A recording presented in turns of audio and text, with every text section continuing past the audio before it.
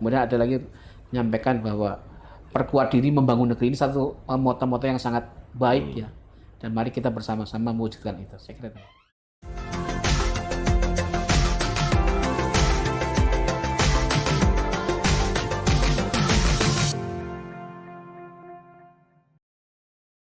Assalamualaikum warahmatullahi wabarakatuh. Ketemu lagi bersama saya Bang Kumis, kupas masalah dan isu.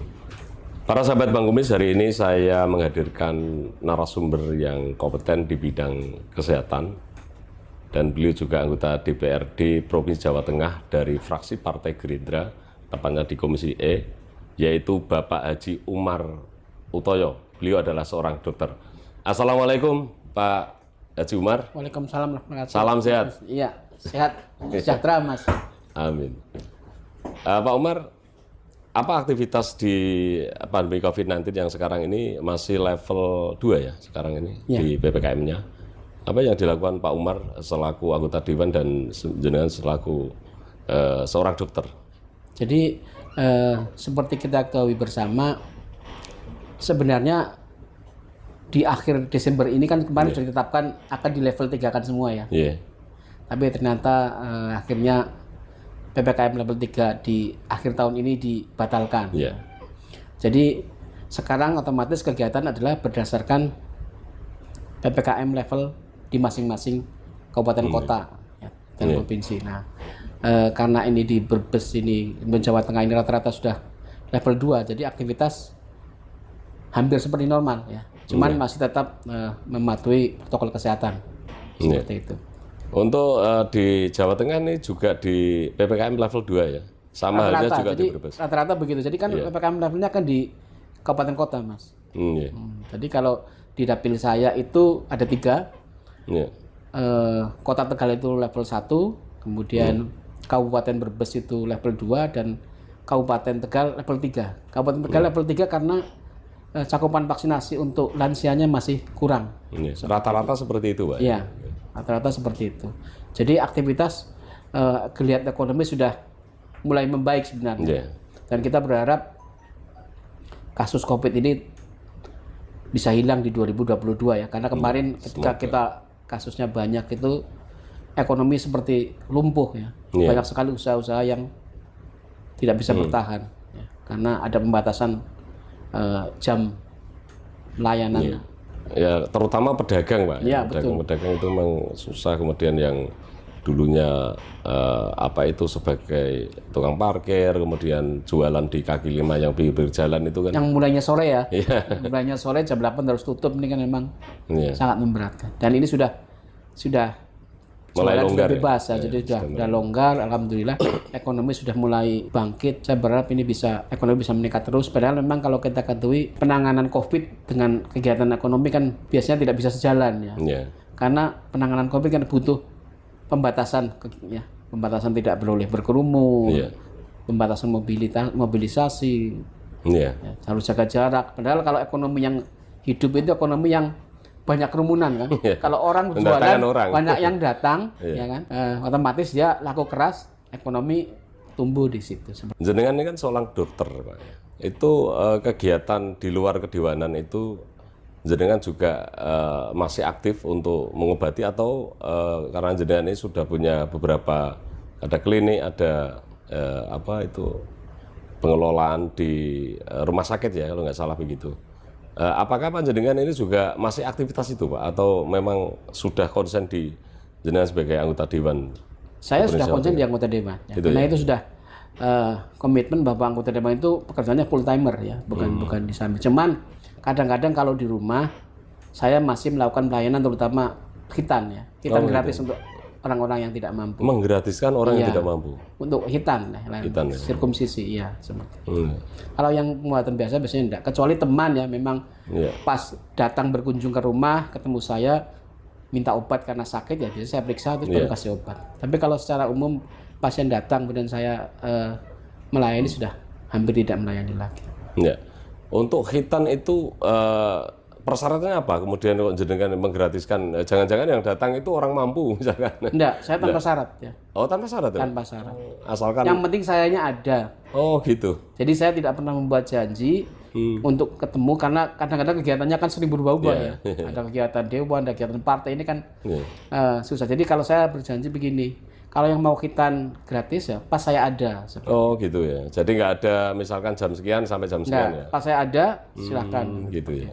Ini tindakan yang mulia karena saya membayangkan ketika banyak orang seperti Pak Dokter Umar sekarang ini, misalkan yang profesinya dokter menggratiskan yang tidak mampu untuk khitan, kemudian yang profesinya apalah pokoknya yang ya berbuat untuk saudara-saudara yang tidak mampu, ini kan kemudian negara ini ketok guyup, ketok rukun gitu ya Pak. Jangan lupa sekarang ini kan kita lumayan mahal ya Mas. Di kampung itu antara 500 sampai 1 juta. Iya betul memang. Dan beberapa orang yang tidak mampu terkendala itu. Jadi ada yang sampai 16 tahun belum khitan ya. Iya.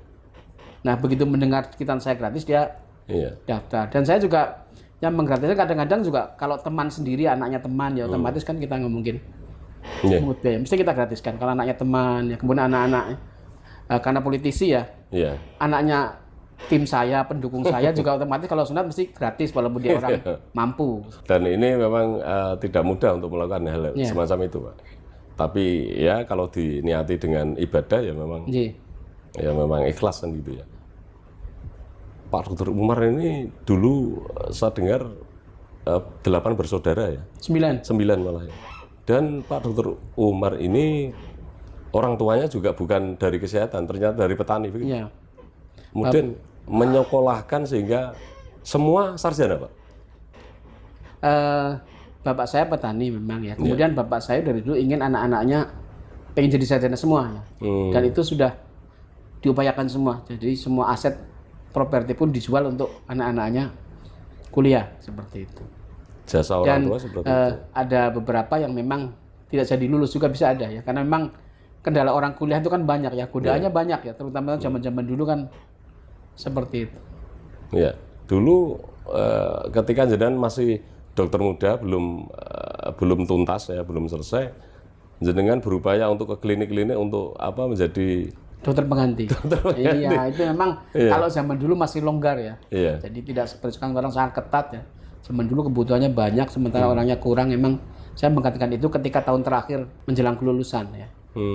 Bapak sudah kehabisan uang untuk membiayai anaknya, akhirnya saya kerja seperti itu. Saya mengira begini, dan ini mungkin banyak orang ya, termasuk para sahabat pengumis, mengira bahwa seorang dokter itu orang tuanya kaya raya, kemudian tinggal sekolah, nanti lulus, kemudian enak-enak gitu ya. Ternyata memang perjalanan menjadi dokter juga banyak yang mengalami hal-hal yang harus mencari uang sendiri untuk meneruskan jenjang pendidikan yang berikutnya. Ya jadi yang jenengan sampaikan itu yang sekarang. Kondisi kekinian memang untuk masuk ke dokter itu sudah mahal. Kalau zaman dulu nggak mahal Pak? Belum nggak mahal. Jadi gitu ya? Dari orang yang tidak mampu pun bisa masuk ya, karena memang kalau sekarang kan sudah ratusan juta kalau di rumah swasta ya. Kalau dulu negeri zaman dulu juga masih murah, kemudian biaya hidup juga masih murah. Kalau sekarang biaya hidup sudah sangat mahal. Jadi kalau orang yang tidak mampu hampir pasti tidak bisa kuliah di kedokteran kalau zaman sekarang. Ya. Pak Dokter Umar, jenengan itu kuliahnya di mana Pak dulu Pak? Saya kuliah di Fakultas Kedokteran Universitas Diponegoro Semarang. Wah, Udip ya? Favorit dong? Ya. Orang cerdas. Amin. Ya, tidak semua orang masuk sana. Dan kemudian Pak Dokter, di desa saya itu, kenapa saya mengatakan bahwa dokter kuliah di kedokteran itu hanya dilakukan oleh orang-orang yang berduit. Satu kampung itu, desa saya itu hanya satu yang menjadi dokter. Makanya kalau kuliah di hukum, di ekonomi, kemudian di teknik, di mana itu ya sekarang hampir setiap orang yang ekonominya cukup itu pasti kuliah anaknya. Tapi kalau dokter itu hanya satu Pak, di satu desa. Itu makanya saya mengatakan itu mahal. Betul, jadi begini. Ini sekedar gambaran saja ya. Ketika anak saya yang pertama sekarang kan di Universitas Muhammadiyah Semarang. Dokter sudah, juga, calon dokter koas. Juga. Jadi dokter muda gigi. Ya. Jadi ini tahun ke-5. Berarti sekitar 5 tahun yang lalu. Ini satu gambaran Bapak teknik dengan kedokterannya. 5 tahun yang lalu itu anak saya itu karena belum dapat fakultas kedokteran waktu itu, daftar di Unisula. Itu fakultas teknik hanya 10 juta masuknya sumbangannya ya. Tapi di kedokteran sudah sekitar 250 juta. 5 tahun yang lalu. Nah, kemudian anak saya akhirnya diterima di Universitas Muhammadiyah Semarang di kedokteran gigi ya. Jadi memang kuliah kedokteran memang sekarang ini sangat mahal ya, terutama kalau di swasta seperti itu. Di awal masuk ya. Kalau sudah semester-semester berikutnya sih ya sudah agak setelah awal masuk ini kan dia mencicil angsuran sumbangan di depan 3 semester ya. Kemudian semester keempatnya sudah mulai tinggal SPP saja seperti itu. Sudah. Gitu ya. Iya, memang jauh sekali dibandingkan dengan fakultas lain ya. Kalau saya lihat tadi 10 juta kemudian 250 juta kan berarti kan 25 kalinya. Putranya itu ada berapa Pak yang masuk ke kedokteran Pak? Anak pertama ini sudah koas gigi sudah 1 tahun ya, berarti 1 tahun lagi selesai. Kemudian yang kedua sekarang lagi skripsi di Fakultas Kedokteran Umum Universitas Muhammadiyah Semarang, lagi skripsi. 2 semester 7. Anaknya emang 2? Oh, 3. Yang ketiga masih 10 tahun, selisihnya jauh. Calon dokter juga itu? Insya Allah. Semua dokter ya. Kemudian kalau mamanya, istri Pak Umar? Istri saya notaris. Notaris, enggak di kesehatan ya? Enggak, notaris PPAT. Itu ya. Pak Umar, jenengan ini kan sudah menjadi dokter dan kemudian punya klinik. Dan jenengan ini secara ekonomi sudah selesai lah. Kok sekarang kemudian masuk politik Pak? Wong legan golek momongan kalau bahasa Jawa.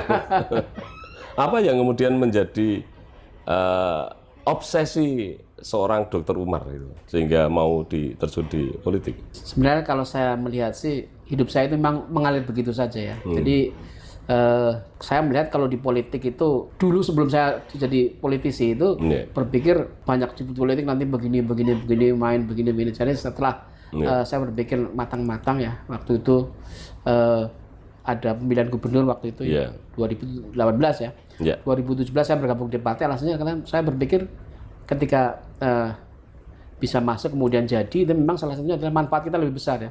Kalau saya dokter, saya hanya memeriksa pasien, mengobati, selesai. Ya. Tapi kalau jadi dewan, ya sekarang ini kan saya bisa membawa manfaat lebih banyak selain di bidang kesehatan juga bidang-bidang lain ya seperti itu. Di pendidikan, otomatis kan ini salah satu layanan dasar yang sangat penting selain kesehatannya. Ini juga saya bisa berperan aktif di situ. Kemudian ketika masyarakat minta bantuan juga di bidang apapun bisa kita fasilitasi lah seperti itu. Yang penting ketika saya menghubungi kepala dinas atau institusi tertentu bukan untuk kepentingan pribadi, saya pasti mau ya. Dan berapapun saya akan kontak dinas, terutama pada saat kemarin ya kasus COVID-nya sangat tinggi di akhir Juni 2021 ya. Kemudian Juli, Agustus itu merasakan sekali manfaatnya besar jadi anggota dewan. Kalau saya jadi dokter hanya selesai ngurus pasien rujukan. Seperti kalau ini kan enggak, kita rumah sakit manapun kita bisa akses. Alhamdulillah respon direktur juga sangat baik ya. Karena kan kita bukan untuk kepentingan berarti untuk kepentingan masyarakat. Pak Umar kelihatan bahwa jenengan ini memang tidak egois ya. Kalau ketika jenengan sudah selesai di ekonomi, kemudian jenengan yang penting hidupnya sekeluarga ini sudah cukup, kemudian nggak mau berbuat untuk orang lain, ya itu namanya orang egois. Dan jenengan ternyata pilihan politik itu bukan karena jabatan atau kekuasaan, tapi memang jenengan ini kepingin agar supaya ilmu yang jenengan punyai itu kemudian bisa dimanfaatkan. Karena di politik itu kan kemudian dekat dengan eksekutif ya, kemudian satu kebijakan yang tidak pro kepada masyarakat berkaitan dengan kesehatan, jenengan bisa ngomong di situ. Betul. Itu ya maksud saya Pak. Dan sekarang menjadi anggota dewan kemudian di Komisi E ya, yang membidangi kesehatan juga salah satunya begitu. Dan sekarang untuk anggaran di komisi yang jenengan bidang itu yaitu di kesehatan, apakah sudah cukup untuk kesehatan masyarakat Pak Umar? Saya kira kalau ngomongkan anggaran tidak ada pernah cukup ya, karena kita tahu sendiri kebutuhan kita itu sangat banyak ya. Salah satu contoh adalah seperti rumah sakit provinsi ya. Di Jawa Tengah kan baru ada sekitar 7 kalau tidak salah. Padahal Brebes juga kan sebenarnya butuh ya. Jadi rumah sakit provinsi ini kita lihat sendiri di Semarang malah ada 2. Rumah sakit Amino sama rumah sakit Tugu ya. Kemudian di Solo, Klaten itu ada 3 ya, rumah sakit jiwanya 2, Muardinya 1. Kemudian sementara di Brebes yang penduduknya 2 juta, kemudian Kabupaten Tegal juga hampir sama, Kota Tegal itu rumah sakit provinsi tidak ada. Ya. Jadi ini satu contoh bahwa pemerataan kesehatan itu masih belum baik ya, terutama untuk yang provinsi dan rumah sakit provinsi saya lihat juga promosinya masih kurang. Maka saya ketika di masyarakat ketika minta saran, berarti saya sarankan rumah sakit provinsi ya. Gitu. Karena ternyata rumah sakit provinsi itu belum begitu ngetop di daerah. Tahunya kalau Brebes ke Semarang ya rumah sakit Karyadi gitu ya. Inilah fungsinya seorang anggota dewan yang notabene adalah seorang dokter. Bisa kita bayangkan ketika anggota dewan itu latar belakangnya tidak ada yang dari unsur kesehatan, maka tidak bisa berhitung yang jenengan tadi sampaikan. Karena sekarang ini non sewu Pak Umar, masih banyak masyarakat yang memang belum terlayani dengan baik berkaitan dengan pengobatan ya. Meskipun sekarang ada BPJS, terkadang itu banyak yang mengeluh apakah ini entah benar atau salah. Jadi image yang dibawa itu seolah-olah kalau BPJS itu pelayanannya itu beda dengan yang bukan BPJS. Apa ini benar atau salah Pak? Salah, kalau saya ya? kurang tepat. Jadi begini, sekarang ini hampir semua pasien itu pasien BPJS Mas. Itu ya? Iya, jadi contoh begini, satu rumah sakit ketika atau klinik yang tidak melayani BPJS hampir pasti pasiennya kurang ya. Iya. Jadi sekarang kayak poliklinik jantung di salah satu rumah sakit swasta di Brebes gitu.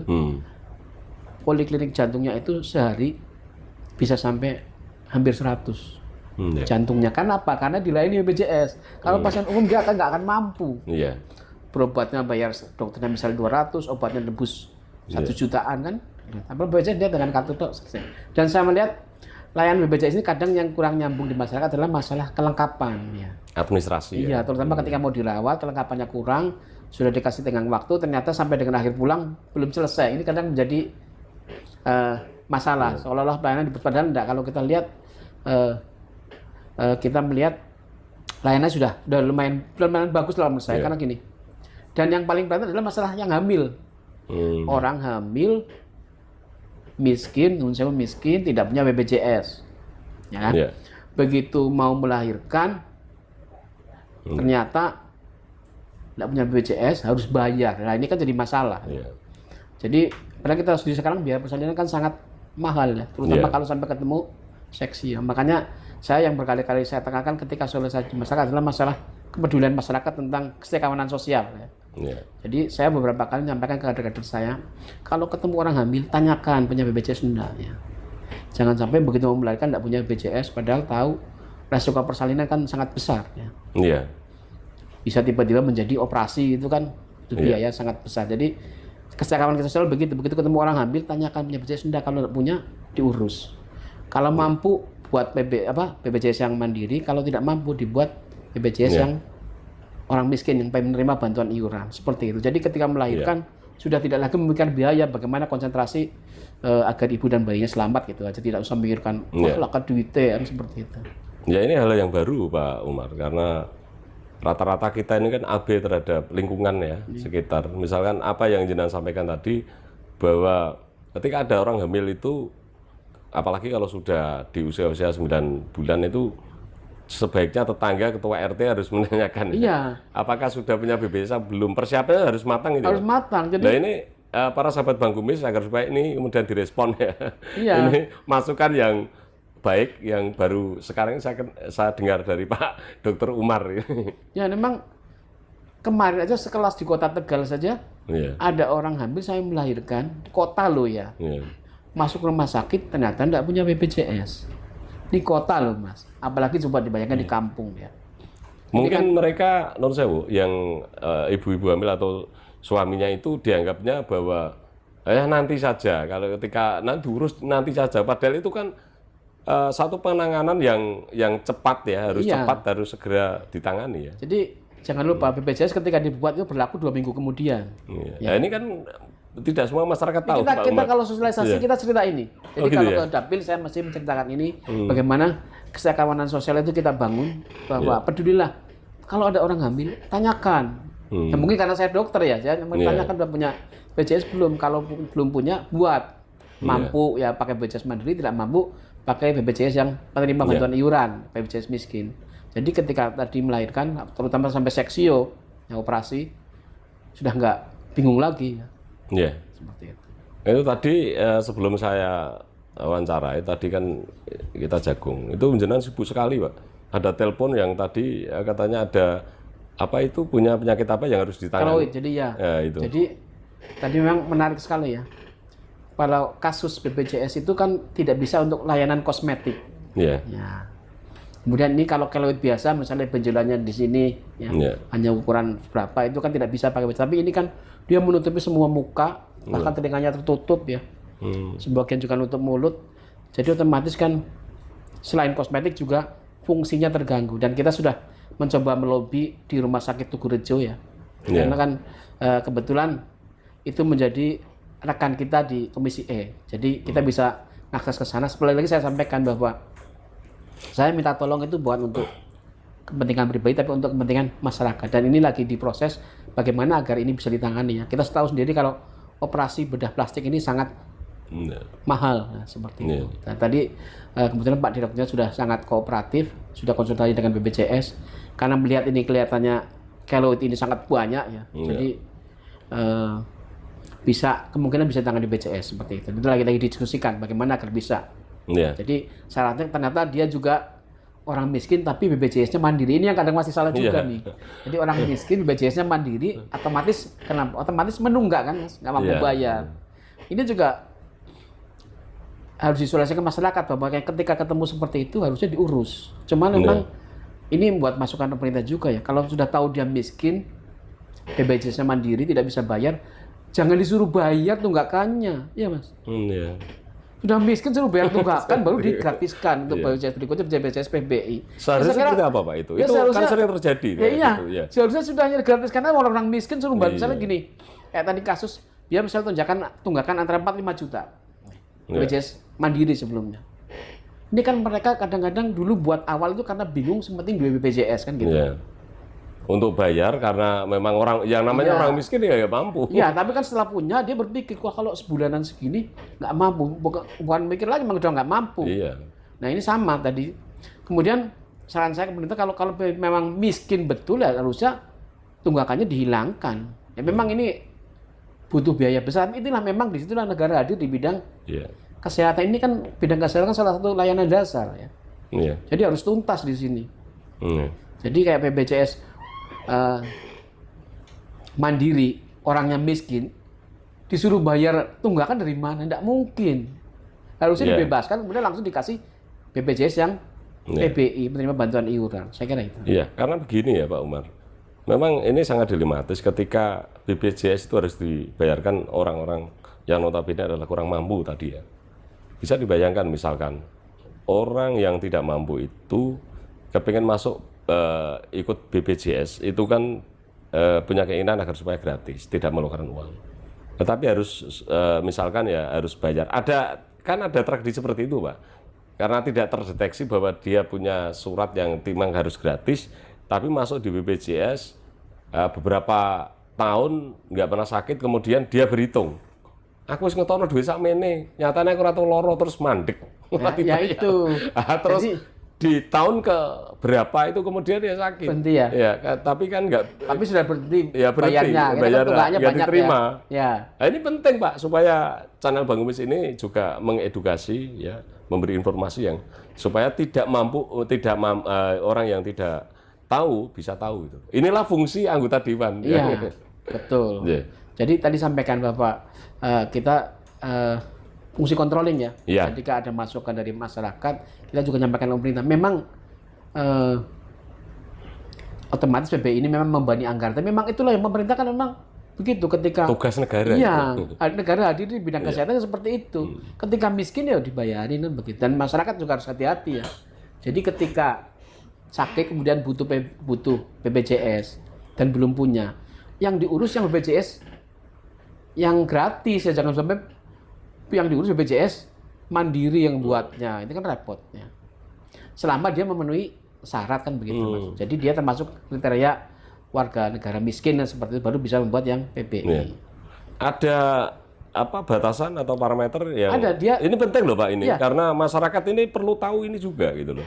Terkadang orang yang mampu itu kan ngurusi BPJS tapi karena mampu itu bayar ya. Ya, BPJS mandiri namanya. Yang mandiri tadi. Iya. Kemudian ada yang ternyata Warga miskin ya. warga miskin ini tidak harus bayar itu ya. Iya, ada. Oh, Jadi kalau gitu ya? warga miskin itu namanya BPJS-nya kalau diurus itu BPJS PBI, penerima bantuan iuran. Jadi itu anggaran APBD atau APBN.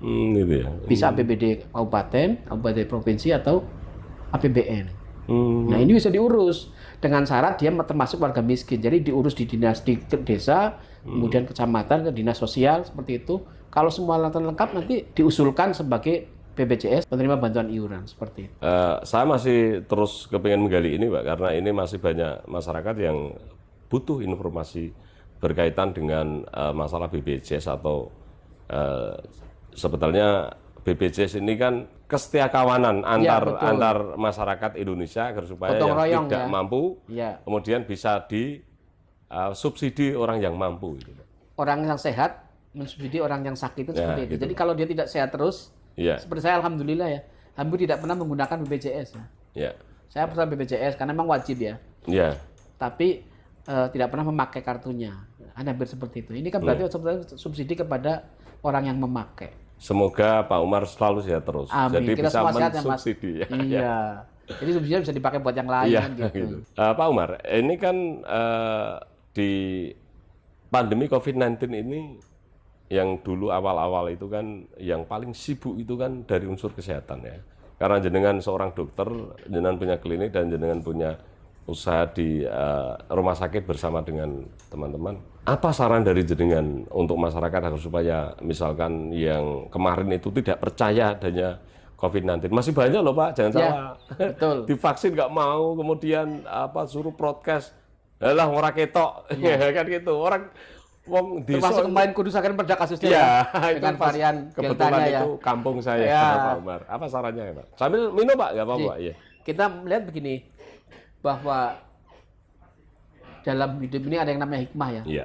Jadi ketika ada satu contoh di tempat lain, jangan sampai kita ngalami kan seperti itu ya. Iya. Jadi tadi sama seperti COVID itu ya. Iya. Ada yang nyampaikan bahwa ini pasien masuk rumah sakit kemudian di-COVID-kan. Dulu kan ramai Iya, seperti itu. iya.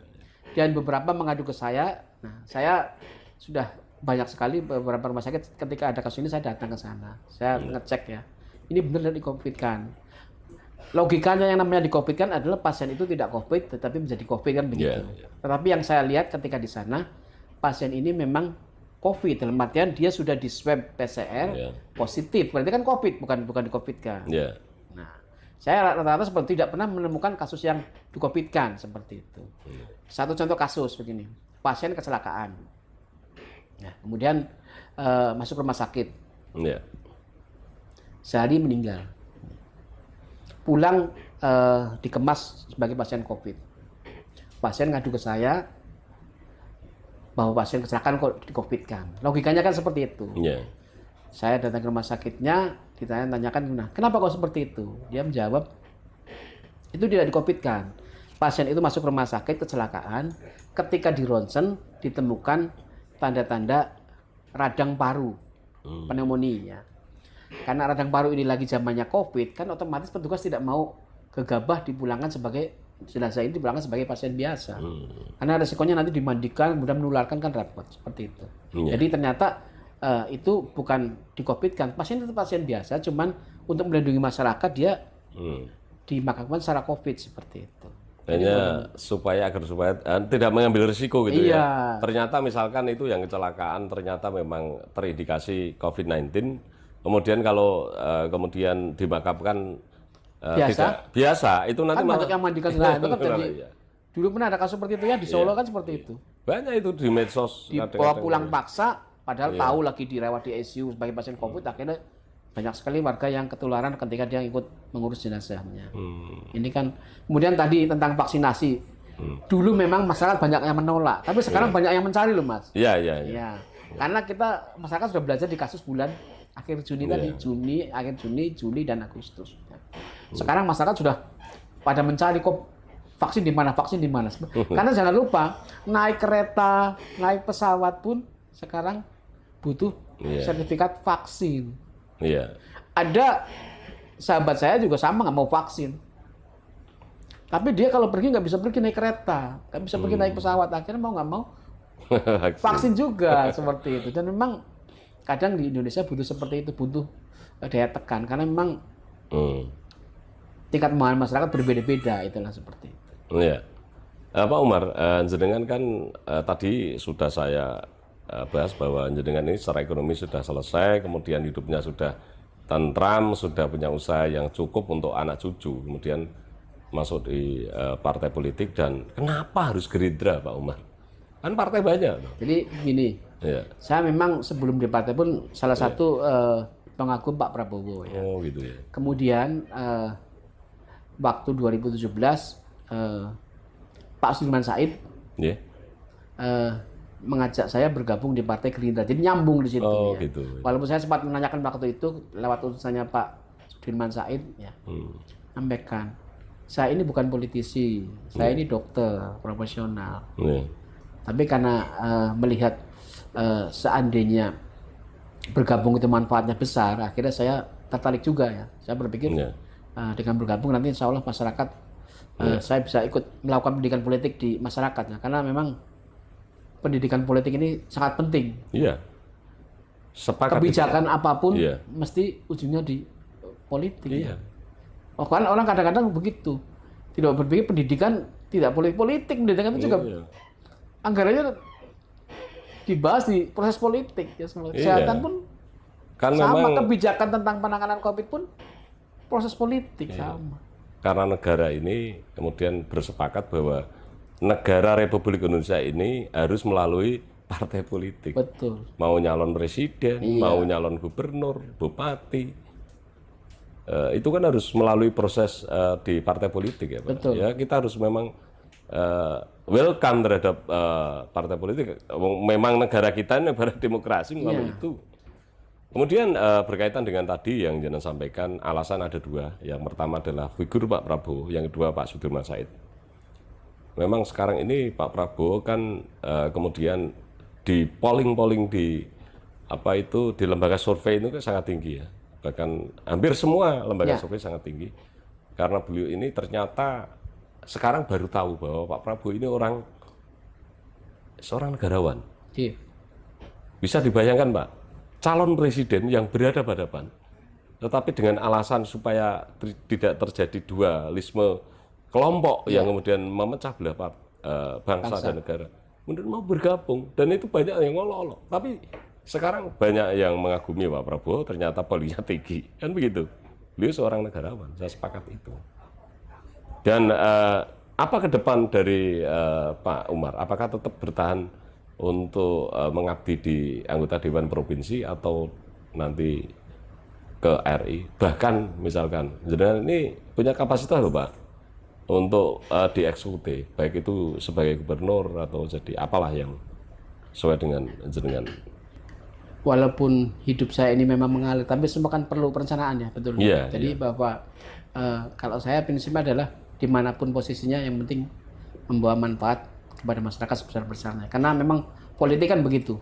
Politik ini tujuannya adalah meraih kekuasaan, ya Pak, sebetulnya. Tapi kekuasaan yang itu, untuk masyarakat. Ya, kekuasaan itu untuk kepentingan masyarakat sebesar-besarnya, seperti itu. Jadi bagaimana masyarakat sejahtera, bagaimana masyarakat maju, bukan untuk memperkaya diri sendiri. Seperti. Jadi insya Allah saya tetap bergabung di situ ya. Kedepannya saya melihat sikon saja ya, karena memang di partai politik ini perlu diskusi-diskusi di internal juga ya. Kemana melangkah, apakah ada penugasan kemana, seperti itu. Tapi prinsipnya sekarang adalah di posisi manapun, yang penting manfaat saya nggak masalah. Ini kader yang baik ini. Ditaruh dimanapun pokoknya anut. Iya, memang harus, kalau politik begitu. Iya. Kader yang diidam-idamkan oleh DPP, barangkali DPP pada lihat ini ada kader Dr. Umar Utoyo yang sangat luar biasa ini, loyalnya bukan main. Kemudian Pak Umar, jenengan kan sebagai Ketua Kesehatan Indonesia Raya Provinsi Jawa Tengah, apa ke depan yang akan dilakukan untuk agar supaya ya, karena ini Kesira itu underbu dari Partai Gerindra Provinsi Jawa Tengah ya, dan sekarang sudah ada manfaatnya ketika jenengan mengutarakan bahwa ternyata salah satu anggota dewan ya harus ada yang dokter, ada yang dari hukum, agar supaya nanti untuk ketika masyarakat membutuhkan itu informasi bisa dijelaskan oleh ahlinya. Betul. Bukan masalah kesehatan yang menerangkan itu sarjana ekonomi ya nggak nyambung gitu tuh. Apa ke depan Pak Umar untuk Kesira di Jawa Tengah, Pak? Jadi beberapa memang Kesira ini saya masih baru ya, masih baru. Jadi beberapa kebijakannya adalah mengawal layanan kesehatan kepada masyarakat. Bagaimana masyarakat bisa mengakses layanan kesehatan secara lebih humanis, lebih mudah, lebih murah seperti itu. Dan kita lagi mencoba membentuk di semua kabupaten kota ya. Dan kemudian ke depan juga seperti arahan dari Pak Ketua DPD Pak Haji Abdul Wahid, nanti semua ambulan Gerindra itu yang mengurus adalah Kesira. Dan ini juga memang kita melihat mungkin Gerindra merupakan satu-satunya partai yang mempunyai ambulan terbanyak ya. Iya, saya lihat di kabupaten-kabupaten termasuk di Kudus itu ambulan itu bukan yang digunakan oleh kadernya sendiri, tapi semua orang itu boleh. Ya, memang kita kalau boleh memakai dan gratis ya. Gratis. Jadi memang saya bilang juga sama. Sebenarnya di semua daerah orang bisa pakai mobil ambulan Gerindra itu. Ya, jadi selama itu untuk kepentingan ke rumah sakit misalnya rujukan atau jemput pasien, saya kira bisa dilayani dengan baik. Nah ini kita lagi coba membentuk semuanya. Bahkan kalau bisa buat klinik di beberapa kabupaten kota gitu. Itu ya. Itu akan sangat menarik. Iya. Karena memang ya ini butuh proses yang panjang ya, karena memang butuh waktu. Butuh waktu ya, karena kita bentuk dulu baru nanti di kabupaten kota yang potensial yang mana. Ya. Dan ini akan sangat menarik kalau semua kabupaten kota punya klinik Kesira.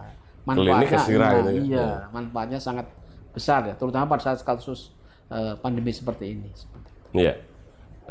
Kemudian Pak Umar, ini kan menjelang tahun 2002, ini kan akhir bulan 2021 ya, sekarang ini sudah Desember dan sekarang sudah tanggal kalau nggak salah 14 atau nggak 15 ya. Iya. Ini kan kemudian setelah 2002 itu nanti kita menghadapi pilkada di Jawa Tengah itu 2003 ya. Tapi kayaknya kan serentak 2024. Serentak ya. Iya. Tapi setidaknya beberapa daerah sudah selesai 2022 itu. Termasuk di Brebes. Di Brebes juga ya. Yang sekarang ini untuk Jawa Tengah ini kan untuk perolehan suara di Gerindra itu kan masih minim ya, masih minim. Apakah ada strategi untuk di Kesira agar supaya nanti masyarakat ini percaya terhadap Gerindra, karena Jawa Tengah ini tak kunjung menang di Jawa Tengah. Walaupun kursinya sekarang di Jawa Tengah DPR provinsi kan 13, lumayan ya, ada 13% ya. 13%. Apakah optimis bahwa nanti untuk Gerindra Jawa Tengah ini akan naik lagi, Pak? Kalau saya melihat minim ya enggak, Mas. Gerindra ini termasuk 3 besar partai politik di Jawa Tengah ya. Pertama PDI, kedua PKB, ketiganya kan Gerindra. Hanya kabupaten tertentu ya, yang misalkan daerah Solo Raya itu yang masih belum terangkat itu ya. Jadi di beberapa daerah sebenarnya sudah sangat bagus ya dalam artian. Tapi kita melihat sekarang ini kan partai inginnya per dapil 2. Nah ini sangat-sangat menarik ya. Iya. Kalau per dapil 13 dapil ya? 13 dapil, otomatis kan provinsi 26 ya. Iya. Kemudian kalau di kabupaten kota, kabupaten terutama kan berarti kan sekitar 10 kursi. Kalau kayak Brebes 6 dapil berarti kan 12 kursi seperti itu. Ini kalau bisa diwujudkan memang sangat menarik ya. Dalam artian kalau pendekatan kita baik, pendidikan kita politik kita berhasil, kemudian silaturahmi kita baik ya. Saya lihat ini kemungkinan besar bisa ya. Jadi memang kita memang perlu kerja keras ya, karena memang kita tahu sendiri Jawa Tengah itu seperti apa ya. Partai pemenang pemilu juga bekerja keras. Kita pun harus bekerja keras terus. Dan saya melihat penguatan struktur kita juga sudah masif ini ya, lagi berjalan terus ya. Dibandingkan 2019 dulu, sekarang sudah jauh lebih maju. Insya Allah mudah-mudahan apa yang diharapkan per dapil 2 bisa terwujud ya. Tapi ini memang butuh kerja keras kader ya. Dimana kita harus bisa merekrut caleg-caleg nanti yang potensial ya. Iya. Jadi caleg lama incumbent jangan khawatir dengan masuknya caleg kuat karena memang kita butuh 2 kursi per dapil di semua tingkatan ya. Iya. Ya, baik. Kita sudah bincang hampir 1 jam, Pak Dr. Imam Utoyo. Saya ingin tahu apa sih prinsip hidup atau moto hidup seorang Dr. Imam Utoyo? Kehidupan yang indah itu tidak bisa dibangun begitu saja, tapi perlu dibangun dengan doa. Ya, kenapa berdoa? Saya penting doa. Kemudian kerja keras, pengorbanan, dan otomatis cinta. Ya. Jadi dengan itu insya Allah bisa terwujud ya. Dan setelah kita semuanya doa tetap menurut saya yang terpenting karena sekeras apapun kita bekerja, kalau tanpa doa hampir pasti banyak yang gagalnya. Kayak pemilu ya kita lihat ya. Orang kayak apa sudah bekerja keras di satu contoh di kabupaten calonnya 500 orang yang jadi hanya 50. Ya. Padahal kalau saya melihat separohnya itu betul-betul niat, berarti separohnya kan 250 orang gitu. Yang jadi itu 50 berarti 200 orang yang niat saja gagal ini. Jadi dan saya yakin mereka sudah bekerja keras dengan apapun. Semuanya sudah dipenuhi, tapi memang ya kalau belum takdirnya jadi ya memang nggak jadi. Jadi 500 hanya 50, hanya 10% yang jadi.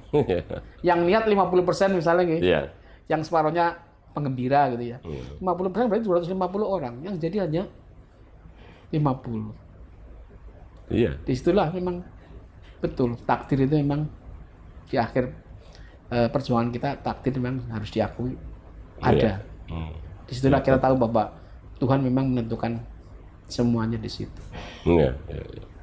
Baik, Pak Umar, ini di penghujung wawancara kita, saya mau minta closing dari seorang Dr. Umar Utoyo, karena jenengan sebagai anggota Dewan dan sekaligus seorang dokter dan Ketua Kesehatan Indonesia Raya. Monggo silakan Pak Umar. Jadi kepada warga masyarakat Jawa Tengah,